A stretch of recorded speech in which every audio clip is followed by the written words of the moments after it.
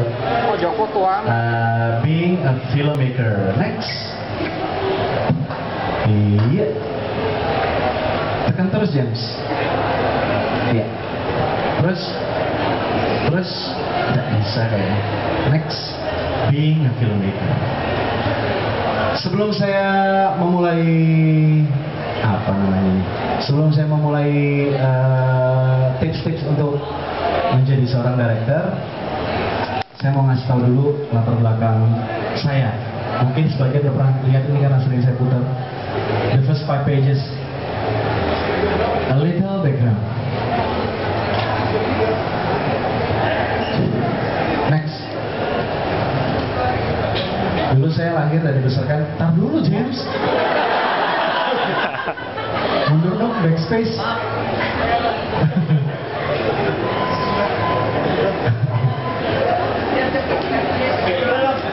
Hah? Tekan yang mau panah ke kiri tuh. Nah.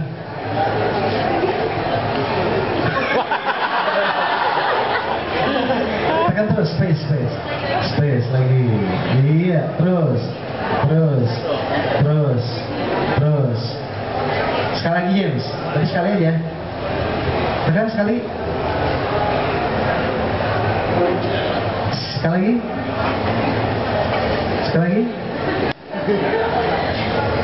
Sekali lagi. Dah, diemin. Tekan sekali lagi. Nah, dulu saya lahir dan dibesarkan di sebuah tempat yang tidak begitu membahagiakan buat seorang anak. Saya lahir di sebuah jalan namanya Jalan Garut 3 di Medan, Amplas, di belakang terminal bus. Waktu kecil nangis terus karena nggak bahagia, kurang kasih sayang. Next. Jadi masa kecil terbakar. Dan saya bisa lari dari kenyataan dengan menonton film. Dari film saya melihat film kungfu ya, dulu diputar di sebuah bioskop namanya bioskop remaja. Cuman satu bioskop dulu di Medan, namanya bioskop remaja, harganya Rp50 kalau hari Minggu pagi jam 9. Saya nonton film kungfu, film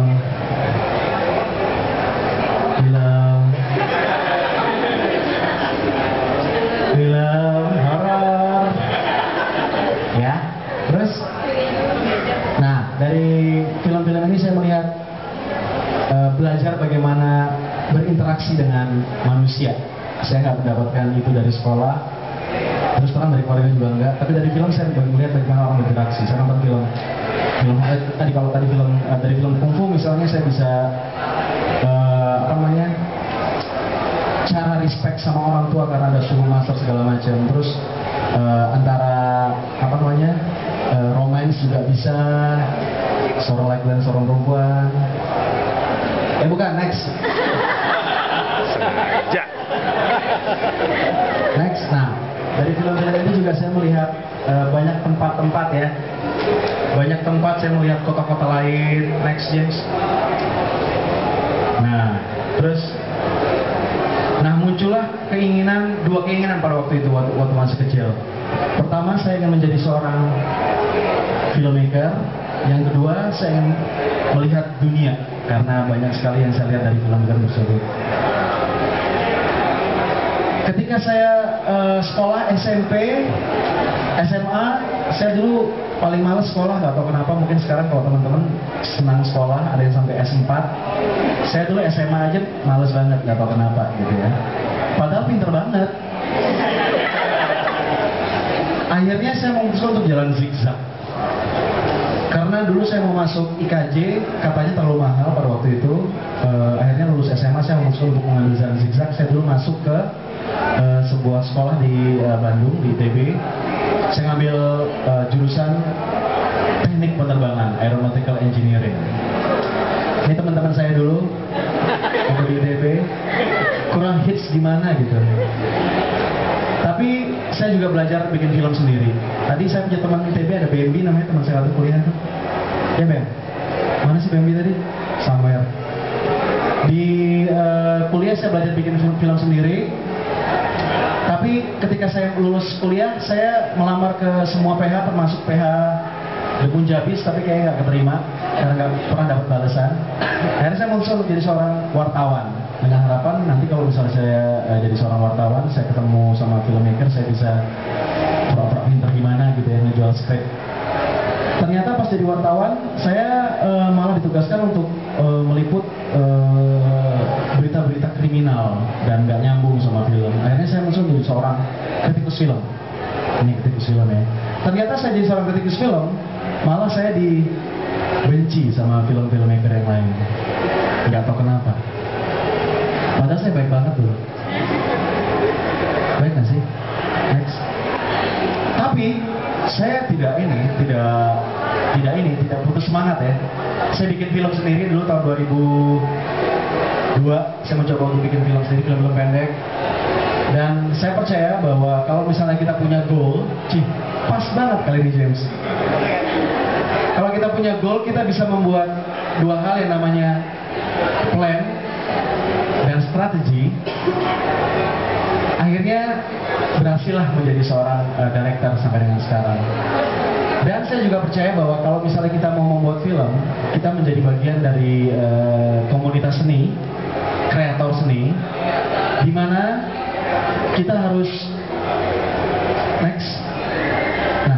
harus punya goal tadi tuh ya. Goalnya kalau dalam film apa yang what am I trying to say dalam film-film saya, itu harus jelas.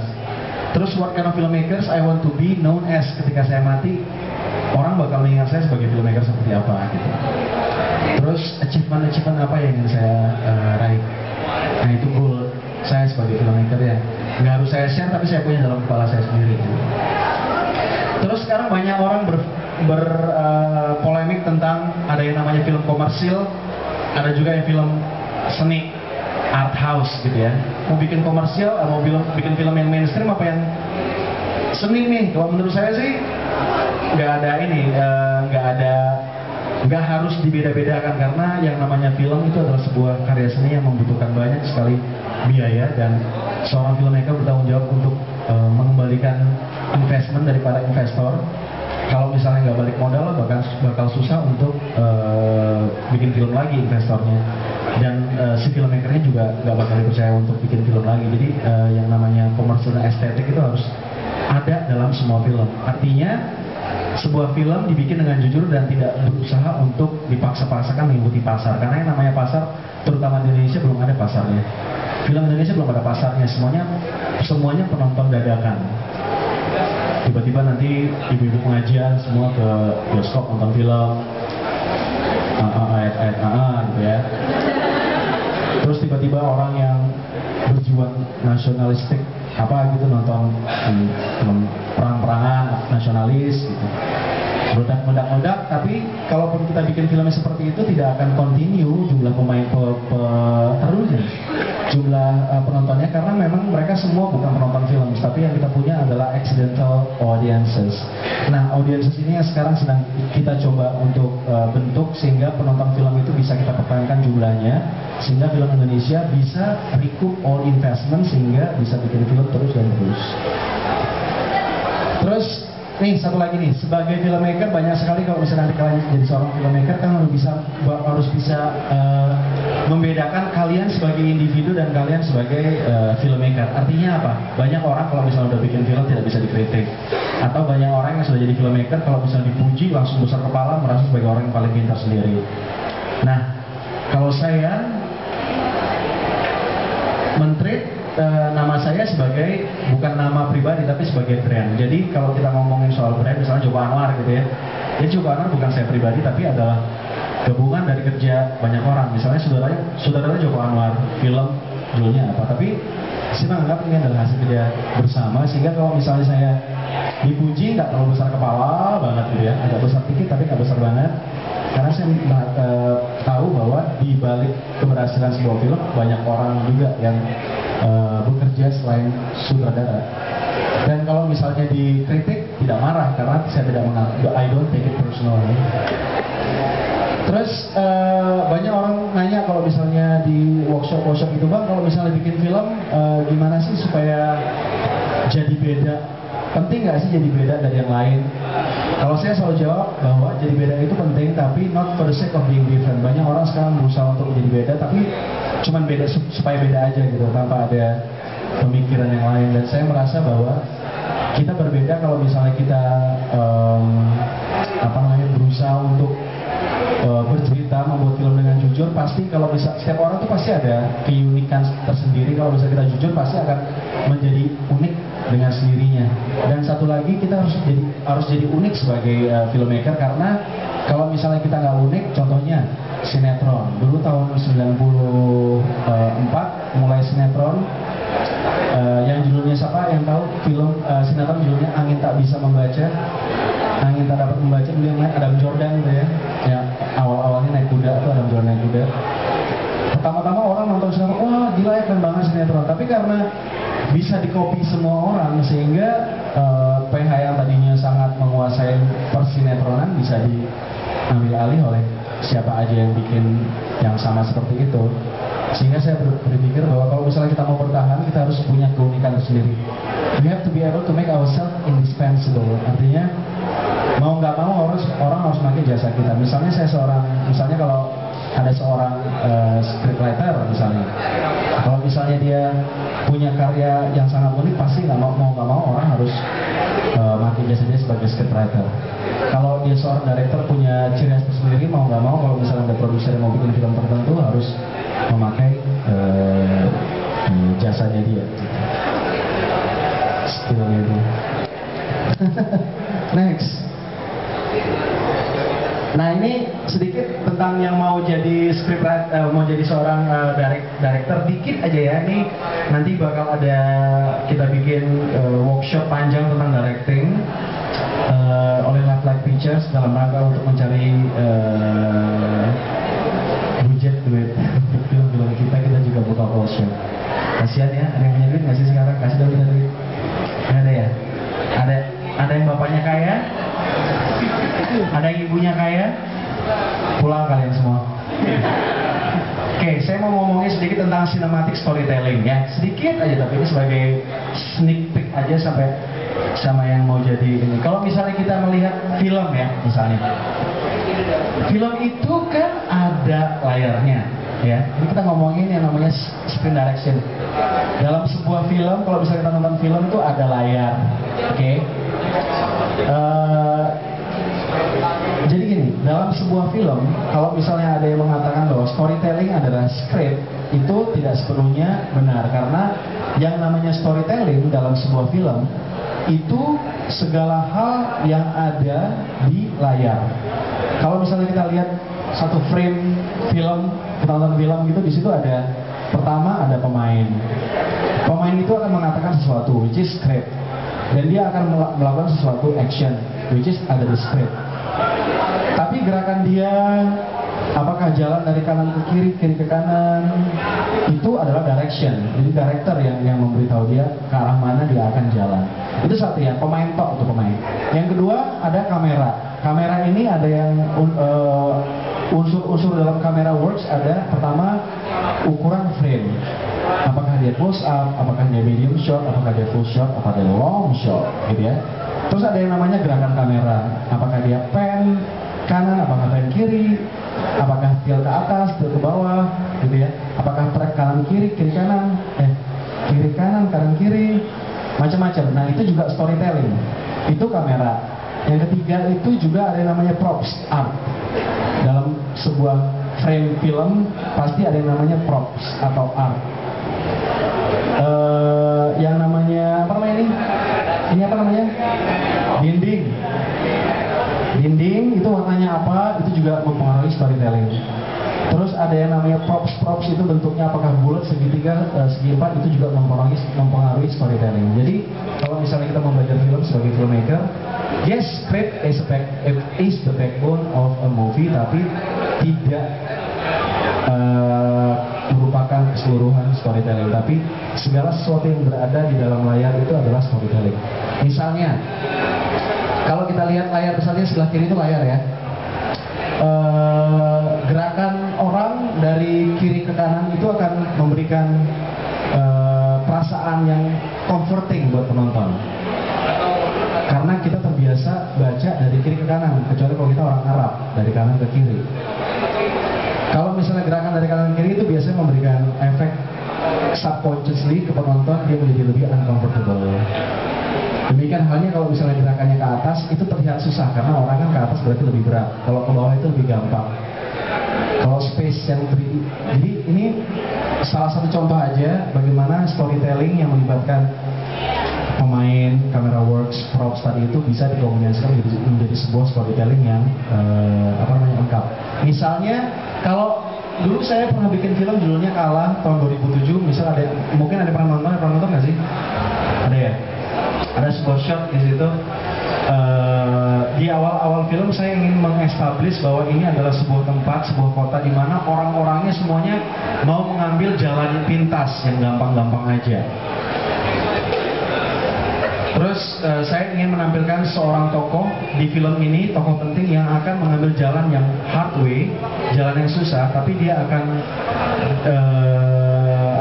melawan arus, akan membuat hidupnya susah gitu. Ketimbang saya menceritakan secara verbal dengan narasi misalnya Alkisah di sebuah kota yang tak bernama, hiduplah seorang tokoh. Saya menceritakan itu dengan satu gambar aja. Contohnya, nah ini film Kalah ya. Nah, kalau misalnya kita tonton mungkin terlihat sebagai gaya-gayaan supaya gambarnya bagus, tapi itu ada gunanya. Which is saya ingin menggambarkan tadi orang-orang yang jalan dari kanan ke kiri itu adalah orang-orang yang mengambil jalan gampang banget gitu ya. Dari kiri kanan orang yang mengambil jalan gampang. Tiba-tiba datang muncul si tokoh Janus ini yang akan mengambil jalan yang susah, melawan arus. That's it. Walaupun penonton nggak dikasih tahu secara verbal, tapi deep inside in their mind, subconsciously itu akan masuk. Itulah storytelling yang membuat penonton kadang-kadang kalau kita nonton film kita enak ngikutinnya gitu ya, walaupun tidak banyak dialog tapi kita ngikutinnya enak gitu. Kayaknya di bawah terus jalannya, filmnya jalan terus. Karena memang si filmmakernya menceritakan dia storytelling dengan gambar visual. Tapi jangan sampai kita meletakkan gambar di sebuah film karena kita merasa film itu gambarnya keren. Kan banyak zaman dulu tahun 90-an, di awal tahun 2000-an tuh banyak sekali orang yang meniru semua film, mereka bikin film gambarnya semua kayak film Wong Kar-wai. Gambarnya warna-warnanya gimana segala macam gitu ya. Tapi si Wong Kar-wai bikin film itu dia pakai storytelling, dia menempatkan props warna segala macam itu ada meaningnya di balik itu. Tapi kebanyakan kita hanya mencontoh film gambar, tentang gambarnya bagus kita ambil dan kita contoh ke film kita. Which is itu yang bakal membuat film tidak menceritakan sesuatu in the back of the audience mind. Makanya sebuah film bisa sangat boring sekali karena nggak ada storytellingnya, cuma gambar-gambar bagus tanpa storytelling. Next, misalnya yang tadi saya bilang tadi, kalau misalnya jalan, belakangin dulu James, dibelakangin dulu, mundur dulu, nanti ada pornonya nih. Bentar ya, oke, biar aja nih. Terus saya juga masih di film Kalah, saya ingin menggambarkan ada seorang detektif polisi. Ada yang ngantuk nggak sih? Ngantuk? Ngomong juga nih. Nggak ngantuk kan? Menarik nggak sih? Bullshit lah. Terus masih dalam film Kalah, gue mau nunjukin sebuah karakter yang tadinya dia sangat tidak mau tahu tentang masalah di dunia. Dia orangnya sangat apatis gitu, nggak pernah mau melihat. Apatis pian. Mana apatis pian?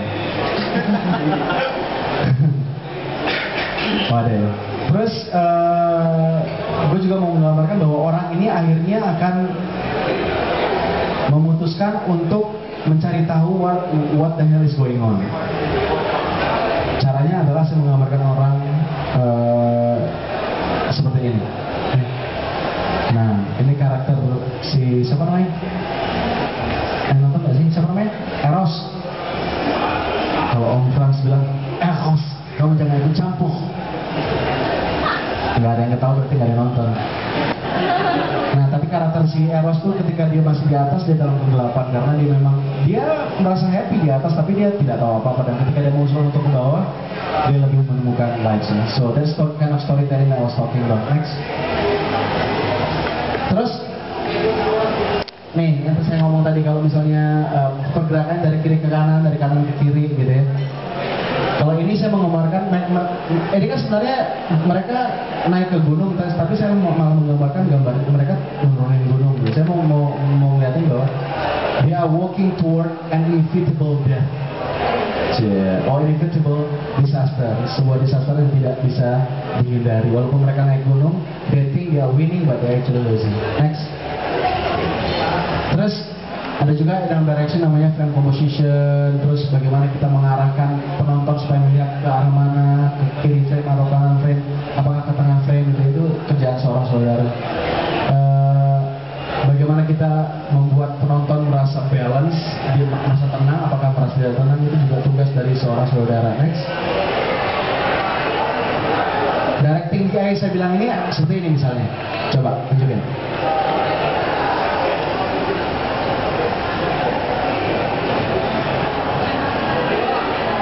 Nah ini saya ingin membuat penonton memperhatikan gerak-gerik yang memberikan clue-clue kepada cerita film. Penonton tidak akan melihat kanan kiri meja segala macam, tapi purely ke kakinya.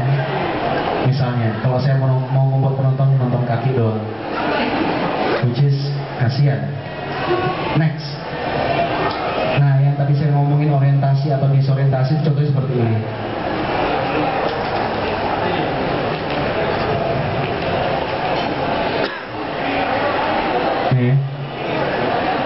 Ini kisahnya si Janus habis ML gitu ya. Supposedly dia merasa nyaman dong habis ML, tenang gitu ya. Tapi saya malah menggambarkan himself as upside down, untuk memberikan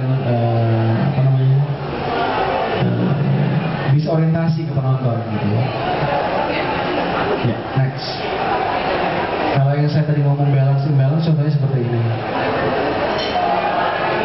Ini frame composition ya. Ini saya ingin menggambarkan sebuah tokoh si Janus, si Eros, yang sebenarnya dia ngomong sama dirinya sendiri. Tapi saya nggak mungkin bikin seperti sinetron dengan dia ngomong sebaiknya aku pulang ya, apa enggak? Apa aku kurang ajar? Kira dia siapa? Gitu ya. Ketimbang dia ngomong sendiri, saya memberikan karakter lain. Walaupun pada intinya dia keluar, tapi dia ngomong shadow-nya aja ngomong. Next. Nah ini yang tidak masuk di pintu terlarang ini cut scene, deleted scenes. Nah ini deleted scenes ya. Di belakang sana si siapa namanya? Tio Pakusadewo yang tokohnya di awal-awal karena dia actually menguasai permainan ini semua. Tapi in the foreground si Marsha sama si Fahri doing something, debating about something yang actually ini semua adalah permainan psikologi di atas. Bagus. Ini tidak ada di filmnya, kita delete karena kepanjangan. Kalau bagus banget. Next. Nah ini juga termasuk balance. Orang pasti akan terdistract sama gambar patung bertetek dan berpantat besar di atas itu ya. Walaupun sebenarnya itu terlihat seperti hiasan semata, tapi it creates an imbalance, disorientasi kepada penonton. Apalagi ini kan dikasih apa itu. Kalau misalnya di film Kala misalnya, karena ini dibikin sebelum ini sebelum itu lah.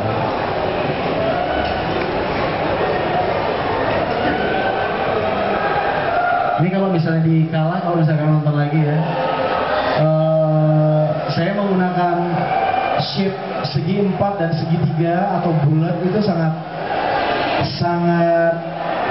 diingin banget gitu, di planting banget ya. Everything yang dealing with good guys atau orang yang punya intention baik saya bikin segi 4, lurus gitu ya. Terus everything yang dealing with crook mind atau bad intention saya menggunakan yang melengkung. Itu sebenarnya tidak kerasa di penonton. Jangan sampai itu menjadi fokus penonton, karena nanti penonton terdistract justru sama shape-shape yang nggak penting itu. Tapi kita harus bisa membuat itu sehingga penonton nggak memperhatikan, tapi masuk ke kepala mereka. Next. Nah ini ketika saya menggambarkan si Menteri Menbudpar ya, dalam film Kalah Menbudparnya ini dia jahat banget. Di dunia nyata Menbudpar kita baik hati banget, ya Pak. Wajib. Nah ini kalau misalnya saya mau menggambarkan bad intention atau niatan yang jelek itu saya menggunakan yang bulat-bulat. Ini sebenarnya bisa dipelajari. There are so many films yang bisa jadi film school kalian. Nggak harus nonton, nggak harus masuk ke film school, nggak harus baca buku. Tapi kalau bisa kita nonton misalnya film Rashomonnya Akira Kurosawa gitu. Ada beberapa scene yang bikin kita merasa kok gue masih kayak gini ya, padahal sini biasa aja, tapi kok bikin kita merasakan sensasi luar biasa. Kalau misalnya kita pelajari itu ada, oh karena begini gitu. Nah, itu bisa dipelajari sendiri semua. Next. Ada juga colors scheme apa sih? Halo, apa kabar? Salah satu pemenang Fishwick, teman-teman. Ada yang namanya color scheme ya. Dalam film itu kan ada film-film tertentu, misalnya ada color yang ada warna yang sangat dominan sekali. Itu menentukan mood dari sebuah film dan mood penonton menontonnya. Misalnya, kalau dalam film itu Terlarang, itu kebanyakan mood kayu dan tanah gitu ya. It's so earthy. Dan ini sangat bertolak belakang dengan filmnya yang sebenarnya sangat violent dan evil. Jadi saya mau penonton merasa tenang, merasa adem, tapi at the same time dikasih suguhan yang bersek. Jadi itu kayak irony, and irony works always in films. Kalau bisa kita bikin film itu ironinya banyak, itu biasanya penonton lebih suka, lebih enjoy. Next. Nah ini ya, lagi Bumi Pintu Terlarang. Anaknya sampai sekarang masih trauma, enggak ya? Iya. Itu 10 feet ya. Nanti bakal kita buka workshop kalau misalnya lagi workshop.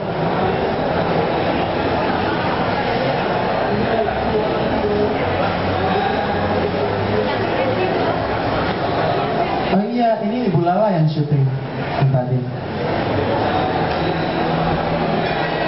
Color scheme ya. Terus nah ini kan ini sebenarnya saya ambil dari filmnya David Lynch. David Lynch senang sekali menggunakan urban arsitektur landscape. Next. Habis. Oh, nggak apa-apa. Tekan aja, cuma 1 halaman. Nah, modus anomali kembali.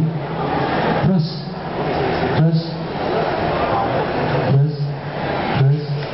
Nah, kemarin nanti akan kita bahas lagi tentang modus anomali setelah Ibu Sheila Tomuti menceritakan sedikit sekelumit tentang film producing dan business. Sebelumnya kalau ada yang mau bertanya silakan.